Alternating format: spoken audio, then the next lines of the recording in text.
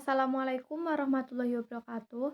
Perkenalkan, saya Veriska Amalia Putri, NIM 2301002300050. Di sini saya akan menjelaskan tentang kias sebagai dalil hukum guna untuk memenuhi tugas UAS mata kuliah usul fiqh.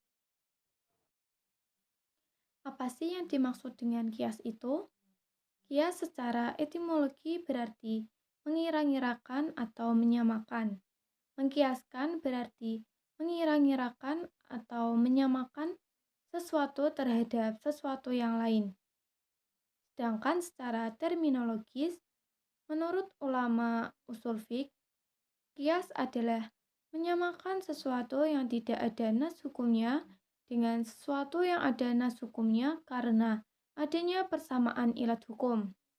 Dalam redaksi yang lain, kias adalah menyamakan suatu hukum dari peristiwa yang tidak memiliki nas hukum dengan peristiwa yang sudah memiliki nas hukum sebab adanya persamaan dalam ilat hukumnya. Selanjutnya yaitu rukun-rukun kias. Rukun-rukun kias dibagi beberapa macam. Yang pertama yaitu asal. Menurut ahli usul fiqh merupakan objek yang telah ditetapkan hukumnya oleh ayat Al-Quran, hadis Rasulullah, atau ijma'. Contohnya, pengharaman whisky dengan mengkiaskannya kepada khamar. Maka yang asal adalah khamar yang telah ditetapkan hukumnya melalui nas. Menurut ahli usul fiqh yang dikatakan asal adalah nas yang menentukan hukum, karena nas ini yang dijadikan patokan penentuan hukum furu'. Dalam kasus whisky yang dikiaskan pada khamar, yang menjadi asal adalah surat Al-Maidah ayat 90-91. Rahmat Syafi'i menjelaskan bahwa asal merupakan suatu peristiwa yang sudah ada nasnya, yang dijadikan tempat mengkiaskan, tempat membandingkan, tempat menyerupakan. Yang kedua yaitu far'u atau cabang, merupakan sesuatu yang tidak ada nas hukumnya. Contohnya adalah whisky pada kasus di atas. Yang ketiga yaitu hukum asal, merupakan hukum syara yang ditetapkan oleh suatu nas atau ijma' yang akan diberlakukan kepada far'u. Contohnya seperti keharaman meminum khamar.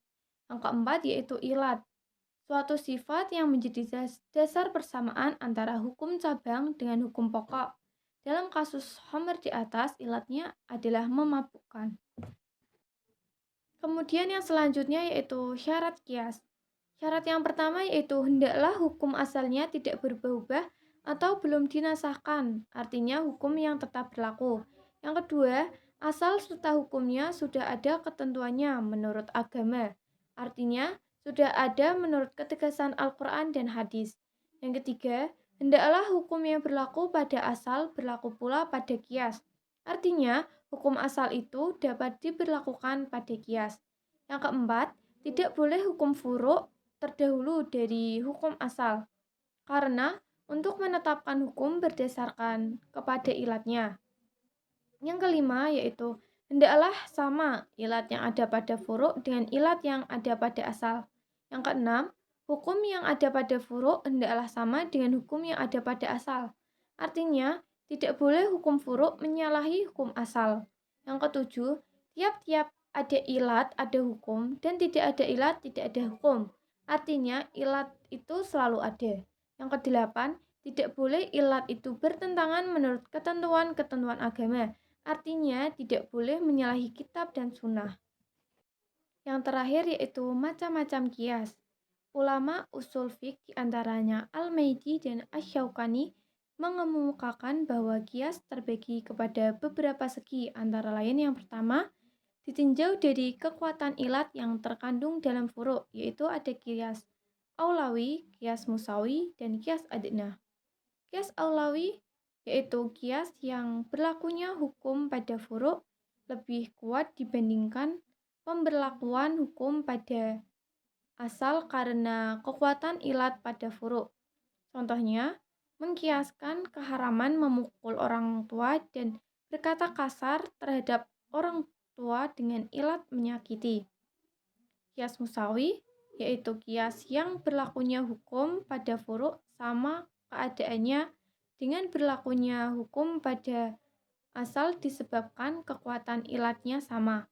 Misalnya, menurut firman Allah dalam Quran surat An-Nisa ayat 10 tentang memakan harta anak yatim diharamkan. Kias adna yaitu ilat pada far'u atau cabang lebih lemah bobotnya dibandingkan ilat pada asal. Misalnya, sifat memabukkan dari minuman keras seperti bir lebih rendah daripada sifat memabukkan dari khamr yang dilarang dalam Al-Quran. Yang kedua yaitu dilihat dari segi kejelasan ilat hukum. Ada kias jali dan kias kafi. Kias jali yaitu kias yang ilatnya ditegaskan secara tertulis bersamaan dengan ketentuan hukum asal atau ilatnya tidak ditegaskan oleh nas, tetapi tidak ada pengaruh perbedaan membedakannya antara asal dan furuk. Misalnya, dalam hal memperbolehkan musafir laki-laki dan perempuan untuk mengqashar sholat, padahal keduanya ada perbedaan atau gender. Namun, perbedaan tersebut tidak mempengaruhi terhadap kebolehan wanita mengqashar sholat. Ilatnya adalah sama-sama dalam perjalanan. Yang selanjutnya yaitu kias kafi, yaitu kias yang tidak disebutkan ilatnya dalam nas, misalnya pembunuhan dengan menggunakan benda berat atau pembunuhan dengan menggunakan benda tajam dalam penerapan hukum kias karena ilat sama-sama pembunuhan yang dilakukan dengan sengaja. Sekian dari saya, kurang lebihnya mohon maaf. Wassalamualaikum warahmatullahi wabarakatuh.